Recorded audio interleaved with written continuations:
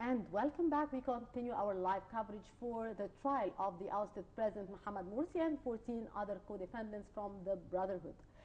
Ms. Walaa, how do you see the situation here that the ousted president did not want to wear the white costume of the prisoners who are in detention, temporary detention, and the fact that all the defendants were chanting and trying to deliver a message to the judge that he's not allowed to judge them, they are not defendants. How do you see the situation?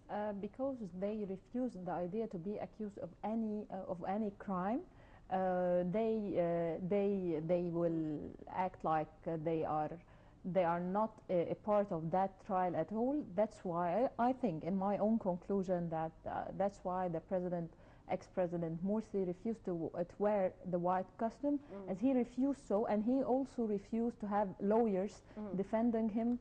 And he said if he need a defense, he will defend his own self. I think in law he may defend his own self, but there must be lawyers even from the court to, if he need them, to defend him from the crimes that he is accused as he to be done at the end. Ms. Walaa, as we all know, we have witnessed a very strange historical thing, which is the trial of two Egyptian presidents at the same time. We have witnessed the trial of the ousted President Hosni Mubarak, and it's still going on. And now the president of ousted President Mohamed Morsi. How do you see this? And did this happen in history before? Of course, it is unprecedented in the Egyptian history. How do you see the similarities between the two trials, taking into consideration that the two leaders or the ousted presidents are accused of inciting violence and killing of protesters, both same charges? Right. First of all, we can say that there's no comparison between both, because first of all, I would like to say at first that Egypt is the first country to accuse two presidents in 2 years, or we will say in a 1 year. But what I would like to say that at other countries, when they need to accuse a president, they go to international courts, not a national court. So we accuse two presidents at a national court by the Egyptian people. Also, they are ousted presidents. They are not the president in charge. Yes, yes. Yeah, after stepping out. What I would like to say that the difference between both is the ex-president Mubarak, when he stepped out after his last speech, and his last speech before stepping out make a division at the Egyptian people. Some people say give him a chance, and others.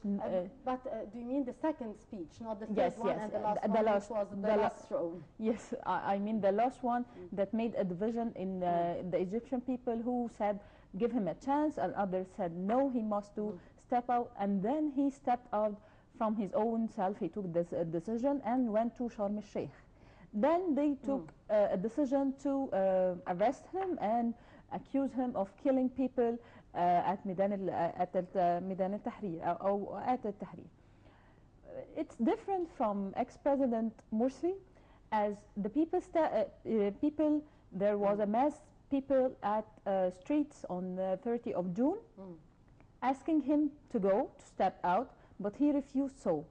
His last speech, that was more than 2 hours, or maybe about 3 hours, the wording of that speech made people more nervous, and they made them insist more to go down to streets and ask him to go and to be stepped out. On 30th of June, the military or the Egyptian army accepted the demands of the Egyptian people and gave him a chance 48 hours to take a decision in. He didn't took any decision then, so the Egyptian army took an action depending on the Egyptians' demand. So he stepped by them. They stepped by them. But when they arrested President Mubarak, his place was known, that he was at Tora and his place. But when they arrested ex-President Morsi, his place or the prison he's in is unknown up till now. Just we knew now that he will be at Tora prison. But this was not mentioned. We did I not saw it on the news. Okay. That's why I said it. But after that, I think that they did not mention exactly where he will be taken. Right. Okay. I took it from the news. So even if he will stay at Tora Palace, this will make violence at streets, and they will fight to get him back because they still believe in that. And another point I would like to talk in, which is why the judgment is not on TV. We're not allowed all people to see what's going inside the court. Yes, that's a right decision for the security issues, because he may say words that may be message to other members. His supporters. And the situation here, of course, is different from that of Mubarak. We did not see any violence from the supporters of the ousted President Hosni Mubarak. Yes, they were sorry, but they were just, we are sorry, Mr. President. They were very just, peaceful. Standing in front of yes, the courthouse. no violence at all was witnessed from them. Or right. photos. How will these trials affect the future of Egypt from your point of view? Those trials will affect negative at the future of Egypt, because we don't live in a political stability, and we must seek for political stability to increase of the economic, healthcare, all other fields that we live in. We must first seek for political stability. We don't know who is the coming president, in what environment, whether he will be good or not. Whether he will give us promises and apply it or not. We must, first of all, we need to reunion, because from the bad things that the regime of Dr. Morsi affects the Egyptian people is there was a rift. Yes, and the division in people.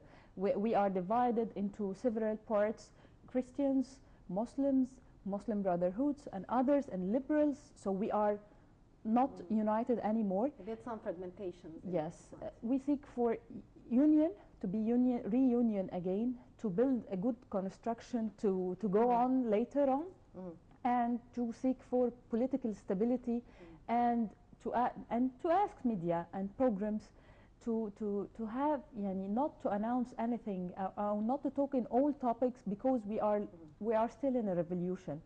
I don't like to divide the revolution to 25th of January and 30th of June. It's one revolution, which is the 25th of January. That division made us separate and divide us into two parts again. But it's only one revolution, which is the 25th of January, and we still live in it up till now. It has no end. The revolution may stay for several years until we have its advantage and we gain all its benefits. So we are still living in revolutions. We'll still have demonstrations, and we will still have demands. And again, we have our correspondent from the Police Academy, Rahma Zainuddin. Hello, Rahma. Good afternoon, Mahesti. Good afternoon, Rahma. How is the situation at the Police Academy at this time? As I've told you before, moments ago, that numbers are starting to decrease. Interestingly enough, we have information as to what occurred inside the courtroom. Exactly.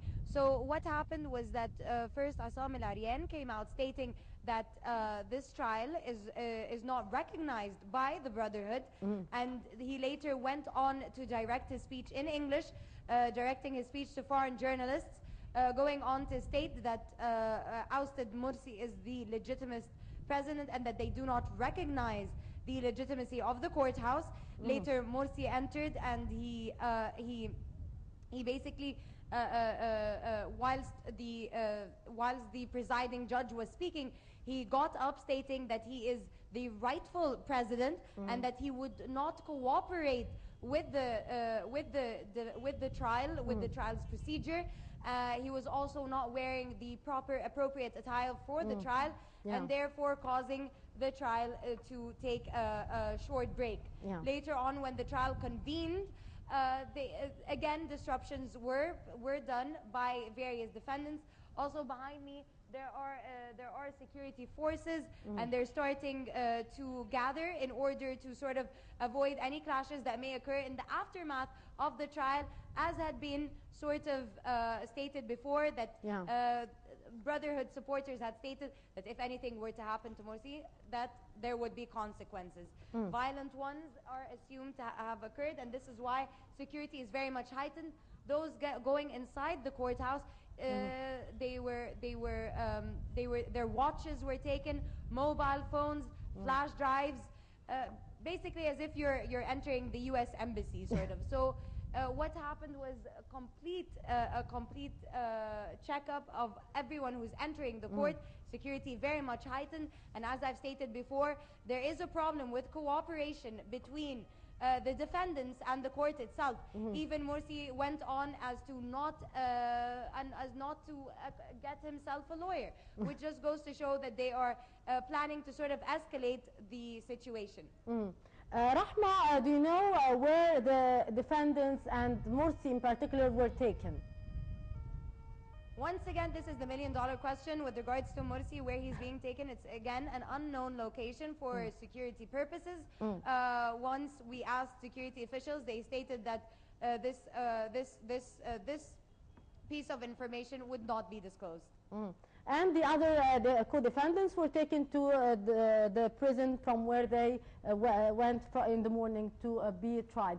Rahma, now do you see any clashes at the moment between the police and the supporters of the ousted president?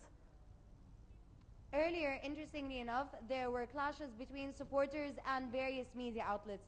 Supporters are stating that various media outlets are not presenting their cause, specifically state-run media and local media, which caused attacks on various media personnel as well as media vehicles, because all of them were situated sort of outside of Gate 8. It was a media hub.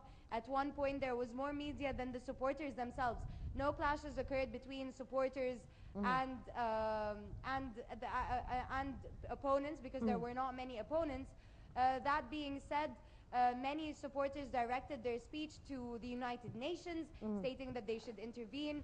They directed their speech to foreign media, specifically stating that they do not recognize the trial.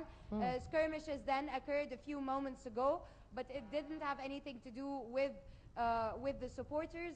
The Ministry of Interior had stated before that they would use utmost force if any security was breached, and this time it was meant seriously, and therefore this may be the reason that the numbers were so low this time around. But even we were speaking to a prominent journalist from the New York Times, and he stated that he was quite surprised at the low turnout.